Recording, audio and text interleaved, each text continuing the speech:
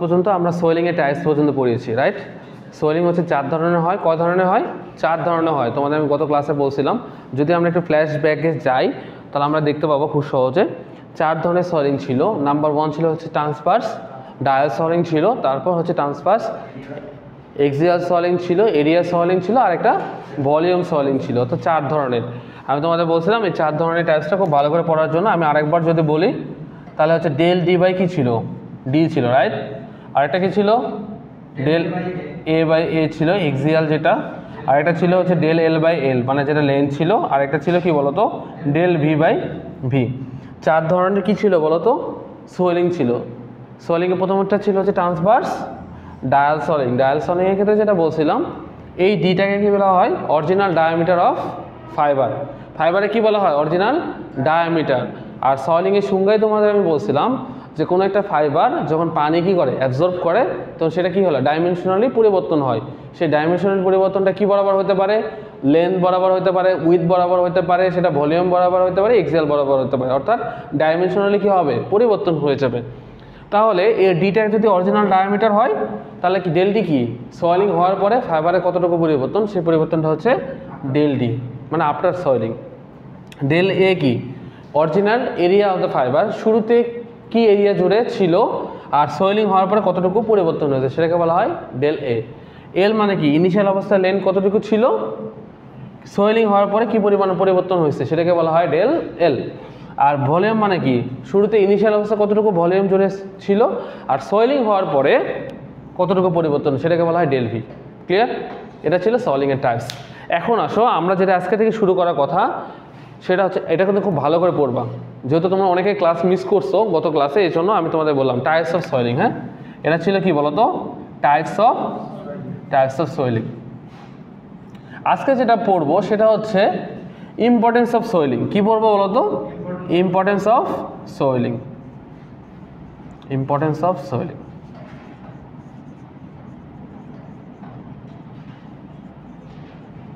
আচ্ছা, সোয়েলিং এর ইম্পর্টেন্স নিয়ে আমরা এর আগে আলোচনা করছি। নাম্বার 1 কি? সোয়েলিং কি? অ্যাবজর্বেন্সি যত ভালো হবে, যদি অ্যাবজর্বেন্সি ভালো হয় তাহলে কি হয় বলতো? প্রথমটা বলা আছে দেখো, absorbency capability of dyes and chemical. যদি কোনো একটা ফাইবারের অ্যাবজর্বেন্সি ভালো হয় তাহলে ডাইস কেমিক্যাল ধারণ ক্ষমতা কী হবে? ভালো হবে। যদি ডাইস কেমিক্যাল যদি ভালো ধরে তাহলে কি হবে? ফাস্টেস্ট প্রপার্টিস ভালো হবে। এখানে বলা আছে দেখো, গুড ফাস্টেস্ট প্রপার্টিস।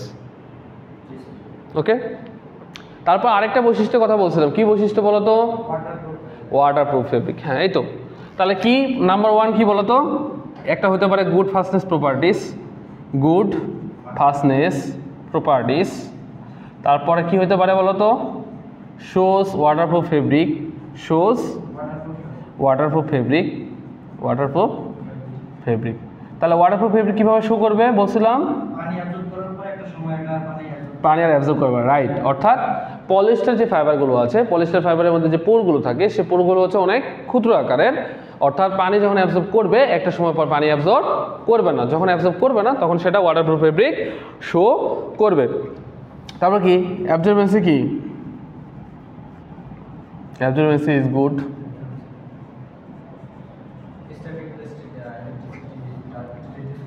আচ্ছা, আরেকটা বৈশিষ্ট্য বলছিলাম, স্ট্যাটিক ইলেকট্রিসিটি কি করে বলতো? রিডিউস করে। এটা বলছিলাম, কি ব্যাখ্যা দিয়েছিলাম? রাইট। অর্থাৎ টেক্সটাইলে যেহেতু মেশিন কি বলে বলতো? মেশিন কন্টিনিউসভাবে চলে না, 24 ঘন্টাতে মেশিন চলে। প্রত্যেকটা মেশিনের একটা নির্দিষ্ট কি থাকে? আরপিএম থাকে।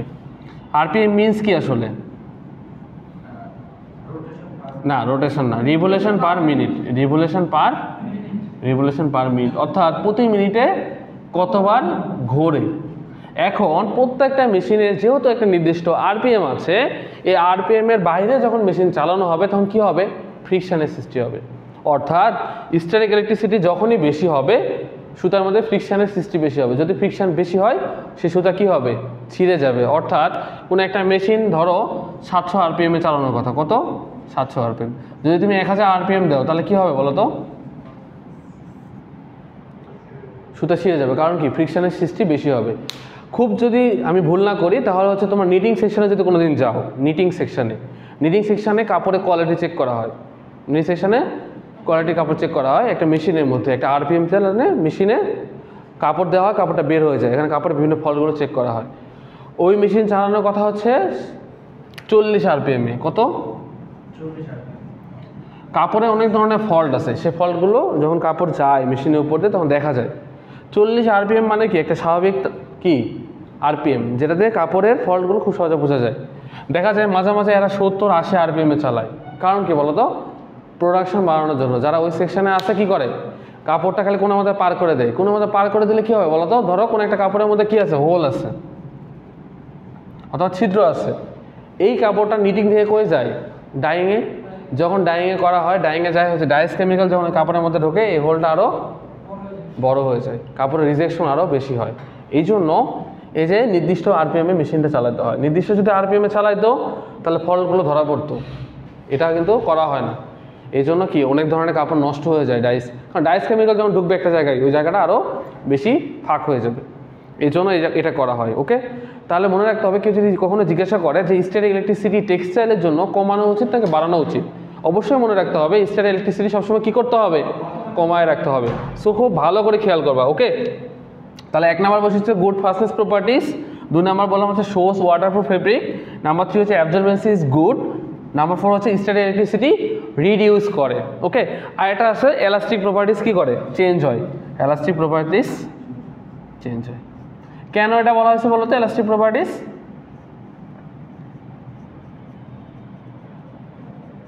স্বাভাবিক চেঞ্জ তো হবেই। ইনিশিয়াল অবস্থায় যেটা ছিল, যখন হচ্ছে অ্যাবজর্বেন্সি মানে কি, ওয়াটার যখন গ্রহণ করবে তখন চেঞ্জ হবে না, ভারী হয়ে যাবে না, সেই জিনিসটার কথা কিন্তু এখানে বলা হয়েছে। ওকে, মনে থাকবে? তাহলে পরীক্ষার জন্য খুব ভালো করে পড়বা যে ইম্পর্টেন্স অফ সয়েলিং। বুঝে গেছে? এক কথা মনে রাখবা, সয়েলিং ভালো হওয়া মানে কি? সয়েলিং ভালো হওয়া মানে অ্যাবজর্বেন্সি ভালো হওয়া। আর অ্যাবজর্বেন্সি যদি ভালো হয় তাহলে কি সেটা ডাইং ভালো হবে, অর্থাৎ ডাইস কেমিক্যাল ভালোভাবে ধরবে। ডাইস কেমিক্যাল যদি ভালোভাবে ধরে তাহলে ফাস্টনেস প্রপার্টিস ভালো হবে। ফাস্টনেস মানে কি আসলে? ফাস্টনেস মিনস হচ্ছে কোনো একটা কালার উঠে যাওয়া, অর্থাৎ কোনো একটা নতুন তুমি কাপড় কিনেছো, কাপড় কেনার পরের দিন যদি তুমি ধোয়ার পরে কাপড়টা উঠে যায়, তার ফাস্টনেস প্রপার্টিস কি? খারাপ। খারাপ বলতে যেমন আমরা গামছা ইউজ করি না, ম্যাক্সিমাম গামছা দেখবা প্রথম দিন ধোয়ার পরে উঠে যায়। কারণ কি বলতো? এখানে কোন ডাইস ব্যবহার করা হয়? এখানে ডিরেক্ট ডাই ব্যবহার করা হয়। কি বলা হয়?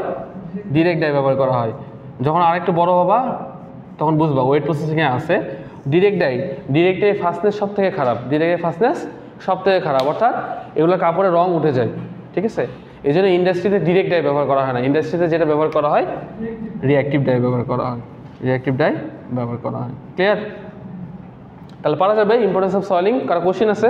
কোশ্চেন নেই। ওকে, যদি না থাকে তাহলে আমরা হচ্ছে নেক্সট স্লাইডে যাই। এখন হচ্ছে রেট অফ সয়েলিং ডিপেন্ড অন, সয়েলিং কোন কোন বিষয়গুলোর উপরে ডিপেন্ড করে। প্রথম 1 নাম্বারটা দেওয়া আছে, দেখো size and the form of the sample. Fibre, yarn ও ফেব্রিকের সাইজের উপরে অনেকটা ডিপেন্ড করে সোয়েলিংটা হয়। নাম্বার 2 হচ্ছে composition of the material. Composition বলতে আসলে কি বোঝানো হয়েছে এখানে? দেখো আমি তোমাদের ক্লাস যদি নিয়ে থাকি তাহলে আমি তোমাদের বলছিলাম দুইটা, বারবারই বলি, পিসি আর সিবিসি, রাইট? পিসি মানে হচ্ছে পলিস্টার কটন, সিবিসি মানে হচ্ছে চিপ ভ্যালু অফ কটন। এখন কম্পোজিশন বলতে আসলে কি বোঝায় সেটা হচ্ছে, দেখো পিসি মানে হচ্ছে পলিস্টার কটন, রাইট? এখানে থাকে কি 65%, এখানে থাকে কি 35%। অর্থাৎ কম্পোজিশন বলতে বোঝানো হয় দুটার পরিমাপ। অর্থাৎ এই যে পিসি কাপড়ে পলিস্টার এবং কটন আছে, পলিস্টারের পরিমাণ হচ্ছে 65, কটন কত 35, এটাকে একত্রে বলা হয় কম্পোজিশন। কম্পোজিশন মানে কতটুকু আছে আর কি, সেই পজিশন। সিবিসিও এটাতে কি বলছিলাম, চিপ ভ্যালু অফ কটন, একটা হচ্ছে 65, 35%। এগুলোর উপরে সয়েলিংটা ডিপেন্ড করে। ওকে, তারপর বলা হচ্ছে এক্সটার্নাল কন্ডিশন, টেম্পারেচারের উপর ডিপেন্ড করে। কেন টেম্পারেচারের উপর ডিপেন্ড করে? তোমাদের গত ক্লাসে বলছিলাম, রাইট, যে পিসি কাপড়ে কোনটা আগে ডাইং করা হয়? পলিস্টার পার ডাইং করে। কেন বলা হয় সেটা বলছিলাম, টেম্পারেচার, যে পলিস্টারটা 135-এ ডাইং করা হয়, রাইট? আর কটনটা কততে করা হয়? 60-তে, 60, আর লাইলন করা হয় 98 ডিগ্রি, রাইট? এরকম বলছিলাম। তো এখন যেটা করা হয় যে কটন পার্টটা যদি আগে করি তাহলে আমি কি পুড়ে যাবে, টেম্পারেচার তুলতে পারবো না। বাট পলিস্টার যেহেতু করা হয়, পলিস্টার করা হয় কুলিং করা হয় 80-তে কুলিং করে আমি স্যাম্পল নিতে পারবো, আবার ধীরে ধীরে টেম্পারেচার কমায় 60-তে আমি ডাইং করতে পারবো। সো এই টেম্পারেচারের উপরে ডিপেন্ড করে সয়েলিংটা হয়। ওকে, যেমন সয়েলিং ভালো বলতে বোঝানো, কটন কাপড়ে কি অ্যাবজর্বেন্সি বেশি না? কারণ কটন কাপড়ে কি পোরগুলো বড় বড় থাকে, আর পলিস্টারে অ্যাবজর্বেন্সিটা তুলনামূলক কম, রাইট? কারণ হচ্ছে ব্লক হয়ে যায়। পারা যাবে। তারপর আরেকটা বৈশিষ্ট্য আছে কেমিক্যাল কন্টেন্ট, এখানে বলা আছে যে ওয়েল, ওয়াক্স এবং আদার ইম্পিউরিটিস। তোমাদের কাছে একটা প্রশ্ন, যদি ইম্পিউরিটিসের পরিমাণ, আচ্ছা সোয়েলিং কখন ভালো হবে, অ্যাবজর্বেন্সি কখন ভালো হবে, যদি এই ইম্পিউরিটিস থাকে, ইম্পিউরিটিস থাকলে এখানে বলা হয়েছে যে ওয়েল, ওয়াক্স এবং ইম্পিউরিটিস, অর্থাৎ ইম্পিউরিটিস যত কম হবে তত সোয়েলিং প্রপার্টিস ভালো হবে, মানে অ্যাবজর্বেন্সি বেশি হবে। কারণ আমরা যখন ডাইং করি, ডাইং করার আগে স্কাউরিং ব্লিচ করি, কেন বলো তো? এই যে ন্যাচারাল যে ইম্পিউরিটিসগুলো আছে এই ইম্পিউরিটিসগুলো আমরা দূর করে দিই, দূর করলে ডাইসগুলো খুব ভালোভাবে কাপড়ের গায়ে লাগবে। সো যত ইম্পিউরিটিস তুমি দূর করতে পারবা তত তোমার সোয়েলিং প্রপার্টিস ভালো হবে। ক্লিয়ার? এটা কথা বলা হয়েছে। এখন আসো, what is the reason, what is the reason, কেন ঘটে আসলে, কেন এই সোয়েলিংটা ঘটে? সোয়েলিং ঘটার আগে দুইটা জিনিসের কথা, এটা কি বোঝা গেছে না? এগুলো দুইটা রিজনের কথা বলা আছে, একটা হচ্ছে ক্রিস্টালাইন আর একটা হচ্ছে অ্যামরফাস রিজন।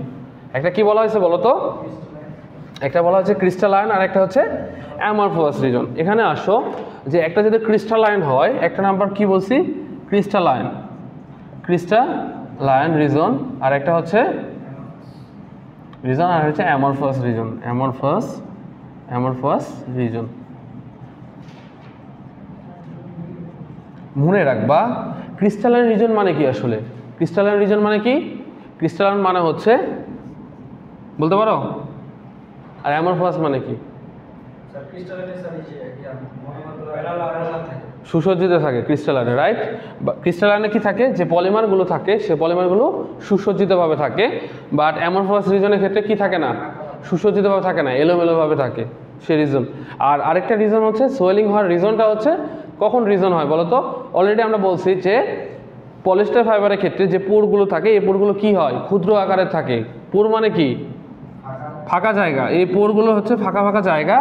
এর জন্য কি হয়, একটা সময় পানি গ্রহণ করার পরে একটা সময় পরে আর এটা কি হয়ে যায়, ব্লক হয়ে যায়। যখন এটা ব্লক হয়ে যাবে তখন আর পানিটা গ্রহণ করতে পারবে না, তখন এটা ওয়াটারপ্রুফ ফেব্রিক শো করবে। সেই রিজনটার কথা কিন্তু বলা আছে। দেখো, the polymer chain have MT space among them known as molecular space. When a fiber is immersed into water, water molecule enter into the space and push the fiber chain. As a result, swelling occur. মানে কি বলতো? Molecular space, যখন molecular space থাকবে তখন পানিটা প্রবেশ করবে, পানিটা প্রবেশ যখন করবে তখন কি হবে, সোয়েলিং হয়ে যাবে। আর সোয়েলিং যখন হবে সেটা ডাইমেনশনালি পরিবর্তন হবে। তোমাদের আমি সোয়েলিং একটা সূত্র দিয়েছিলাম, তাই না? কি বলছিলাম বলো তো? Swelling minus dimension divided by dimension into 100%। অর্থাৎ সোয়েলিং হইলো, সোয়েলিং হওয়ার আগের অবস্থা, পরে সোয়েলিং হওয়ার পরে হয়তো ভিজে যাবে, ভিজে গেলে শুকানোর পরে কী অবস্থা, সেটাতে আমরা কিন্তু সোয়েলিংটা বের করছিলাম। ক্লিয়ার? তাহলে রিজনটা বোঝা গেছে তো? অর্থাৎ রিজনটা হচ্ছে এরকম যে যখন মলিকুলার স্পেস থাকবে, যদি মলিকুলার স্পেস থাকে, যখন আমি এই ফাইবারটা পানির মধ্যে ভিতরে প্রবেশ করায় তাহলে পানির ভিতরে প্রবেশ করবে। যদি পানির ভিতরে প্রবেশ করে, যেহেতু মলিকুলার স্পেস আছে, স্পেস মানে কি, ফাঁকা ফাঁকা জায়গা, তখন পানির ভিতরে প্রবেশ করলে সোয়েলিংটা ঘটবে। ক্লিয়ার? এটা হচ্ছে রিজন। এখন আসো সবচেয়ে ইম্পর্টেন্ট, এখানে দেখো কয়েকটা ভ্যালু দিয়ে আছে, বেশিক্ষণ আর লাগবে না, ভ্যালু দিয়ে আছে, কিছু ভ্যালু দিয়ে আছে, রাইট? কি ভ্যালু দিয়ে আছে দেখো তো, খুব ভালো করে যদি দেখা যায় কি ওখান থেকে। আচ্ছা, হ্যাঁ রাইট। এখানে আমরা যে 4 ধরনের সোয়েলিং, কয় ধরনের সোয়েলিং পড়ছি আমরা? 4 ধরনের সোয়েলিং পড়েছি। 4 ধরনের সোয়েলিংটা দেওয়া আছে দেখো, এরিয়া সোয়েল, ডায়া সোয়েল এবং এক্সিয়াল এবং ভলিউম সোয়েল। প্রত্যেকটা ফাইবারের ভ্যালু দেওয়া আছে। এখানে একটা জিনিস ভালো করে খেয়াল কর, সবগুলোর মধ্যে কোনটার সোয়েলিং সবথেকে বেশি ভালো? ভিসকোস। অলমোস্ট কত পার্সেন্ট? 67%। কেন ভিসকোসের সোয়েলিং প্রপার্টিসটা সব থেকে ভালো, রাইট? কেন ভালো সেটার ব্যাখ্যা আমরা এখন দেখব। তাহলে মনে থাকবে যতগুলো ফাইবার আছে, কখনো যদি জিজ্ঞাসা করা হয় যতগুলো ফাইবার আছে সবগুলো ফাইবারের মধ্যে সোয়েলিং প্রপার্টিস সব থেকে কার ভালো?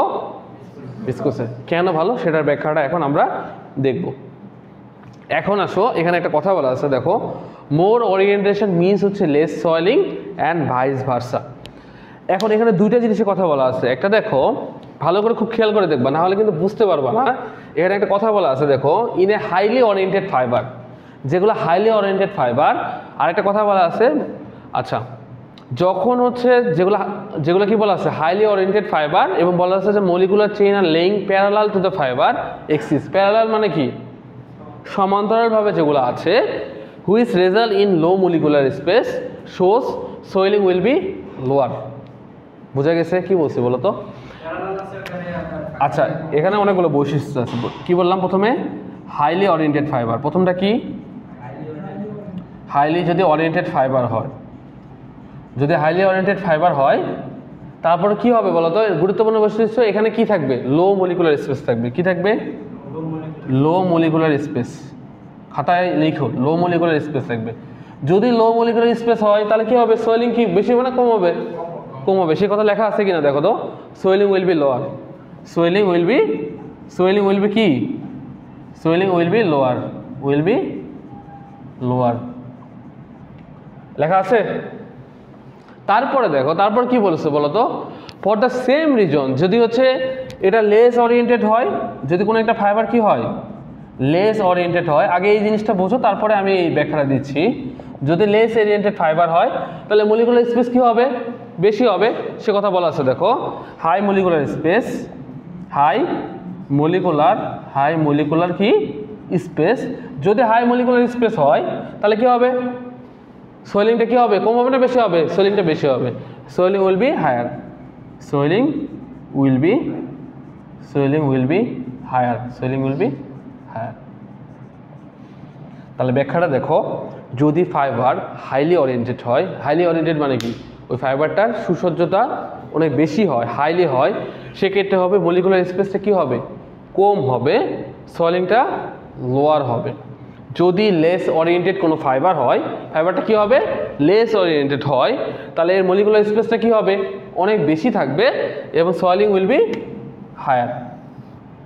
এখন আসো, লাস্টে একটা কথা বলা আছে, that's why viscose swelling is greater than nylon swelling. অর্থাৎ ভিসকোস কি বলতো? লাইলনের তুলনায় সোয়েলিং প্রপার্টিজ বেশি শো করে। তাহলে কি বলতো? ভিসকোস হচ্ছে লেস ওরিয়েন্টেড ফাইবার। ভিসকোস কি? Less oriented fibre, high molecular space, swelling will be higher. অর্থাৎ বলতো ভিসকোস সুতাটা খুব সহজে ছিঁড়ে যাওয়ার সম্ভাবনা আছে, মানে লেস ওরিয়েন্টেড ফাইবার। এই জন্য বলা হয় যে ভিসকোস কেন তোমার সোয়েলিং প্রপার্টিজ বেশি শো করে। তার ব্যাখ্যাটা বোঝা গেছে? তার ব্যাখ্যাটা হচ্ছে এই যে ভিসকোসটা হচ্ছে less oriented fibre. Less oriented fibre মানে কি? এটা অ্যামরফাস থেকে ক্রিস্টালাইন বলো তো? অ্যামরফাস। বোঝা যাচ্ছে তো পড়া? আমরা কিন্তু না বুঝতে পারলে বলবা, এটা হচ্ছে ক্রিস্টালাইন আর এটা হচ্ছে অ্যামরফাস, রাইট? আমরা একটু আগে পড়ে আসছি ক্রিস্টালাইনে যে পলিমারগুলো থাকে সেগুলো থাকে খুব সুসজ্জিত, রাইট? আর অ্যামরফাসে কি ছিল? যে পলিমারগুলো থাকে সেটা সুসজ্জিত থাকবে না। তাহলে আমি এখানে একটা ব্যাখ্যা ছিল, যেগুলো হচ্ছে হাইলি ওরিয়েন্টেড ফাইবার, সেগুলো হচ্ছে মলিকুলার স্পেসটা অনেক কম থাকবে। যদি মলিকুলার স্পেস যদি কম থাকে, সেগুলো সোয়েলিং উইল বি কী হবে? লোয়ার হবে। আর যদি এটা লেস ওরিয়েন্টেড ফাইবার হয়, সেক্ষেত্রে হাই মলিকুলার স্পেস থাকবে, সোয়েলিং উইল বি হায়ার হবে। তাহলে খুব ভালো করে বুঝো। তাহলে এখানে বলা হয়েছে ভিসকোস হচ্ছে লাইলনের তুলনায় বেশি সোয়েলিং প্রপার্টিস শো করে। কেন শো করে? এই যে ভিসকোস যে ফাইবারটা, এই ফাইবারটা সাধারণত লেস ওরিয়েন্টেড একটা ফাইবার, যেটা মলিকুলার স্পেসটা অনেক কম থাকে, বেশি থাকে, সেটা সোয়েলিং উইল বি হায়ার হয়। বাট যেগুলো হাইলি ওরিয়েন্টেড ফাইবার, সেগুলো কি থাকে? মলিকুলার স্পেসটা কম থাকবে, সোয়েলিং উইল বি লোয়ার হবে। যদি কখনো পরীক্ষায় প্রশ্ন আসে যে পলিস্টার ফাইবার শোজ কি more swelling than nylon, discuss it, পারবা? তাহলে কি বলবো বলো তো? ব্যাখ্যাটা এটাই যে লাইলনটা কি? লাইলনটা হচ্ছে হাইলি ওরিয়েন্টেড ফাইবার, এটার ক্ষেত্রে মলিকুলার স্পেসটা অনেক কি থাকে? লো থাকে, এই জন্য কি সোয়েলিং উইল বি লোয়ার হয়। But on the other hand viscose has less oriented fibre, they shows high molecular space, that's why swelling will be higher. ব্যাখ্যা পারা যাবে? এরা পরীক্ষা থাকবে কিন্তু, তাহলে ভালো করে কিন্তু পারতে হবে। হ্যাঁ, বুঝা গেছে? এই জন্য লাস্টে যেটা বলা হচ্ছে যে সোয়েলিং অফ টেক্সটাইল ফাইবার, যে সোয়েলিংয়ের যে ভ্যালুগুলো দেওয়া আছে, এই জন্য ভ্যালু দেওয়া আছে। এগুলোর মধ্যে সব থেকে সোয়েলিং প্রপার্টিস কার ভালো? ভিসকোসের ভালো। তারপরে কার? দেখো ভিসকোসে কত? 67, কটনে কত? 40, তারপরে বাকিগুলো। হ্যাঁ, তারপর জুট আর কটন প্রাইস সেম, উল আর সিল্ক। ক্লিয়ার? এ হচ্ছে তোমাদের হচ্ছে সোয়েলিংয়ের ওপরে টপিক। সোয়েলিং নিয়ে কোনো কোশ্চেন থাকলে জিজ্ঞাসা করতে পারো। আজকে কোনো ক্লাস যদি কোনো জায়গায় না বুঝতে অসুবিধা হয়। পারা যাবে? তাহলে আমরা এখান থেকে যেটা পড়ছি একটু এক কথা বলে দিই। আমরা হচ্ছে সয়েলিং কাকে বলে এটা খুব ভালো করে পড়ছি। সিগনিফিকেন্ট অফ সয়েলিং, সয়েলিংটা কেন গুরুত্বপূর্ণ অলরেডি আমরা জানি যে সয়েলিং যত ভালো হবে তার অ্যাবজর্বেন্সি ভালো হবে, অ্যাবজর্বেন্সি ভালো হলে ডাইস কেমিক্যাল ধারণ ক্ষমতা অনেক ভালো হবে, ডাইস কেমিক্যাল ধারণ ক্ষমতা যদি ভালো হয় তার ফাস্টেস্ট প্রপার্টিস ভালো হবে। সব থেকে বড় বৈশিষ্ট্য হচ্ছে এটা ওয়াটারপ্রুফ ফেব্রিক শো করে, প্রপার্টিস শো করে। তারপর টাইপস অফ সয়েলিং অলরেডি আমরা বলছি 4 ধরনের সয়েলিং হয়, অলরেডি আমরা পড়লাম 4 ধরনের সয়েলিং। তারপরে সয়েলিংয়ের ইম্পর্টেন্স এটাও আমরা দেখলাম, কী কী বিষয়ের উপর ডিপেন্ড করে সেটা আমরা দেখেছি, রিজনগুলো কী কী, আর মোর ওরিয়েন্টেশনের ক্ষেত্রে যেটা বললাম আর কি, যে লাইলন এবং ভিসকোসের একটা এক্সাম্পল দিলাম যে কী কারণে ভিসকোসটা সয়েলিং প্রপার্টিস বেশি শো করে। এগুলোর উপরে মোটামুটি তোমরা ভালো করে প্রিপারেশান নিবা। একই কথা, কোথায় দুটোই সেম আর কি। ক্লিয়ার? পারা যাবে ইনশাল্লাহ? ইনশাল্লাহ। ঠিক আছে, আজকে তাহলে এই পর্যন্ত। হ্যাঁ, ক্যামেরাটা অফ।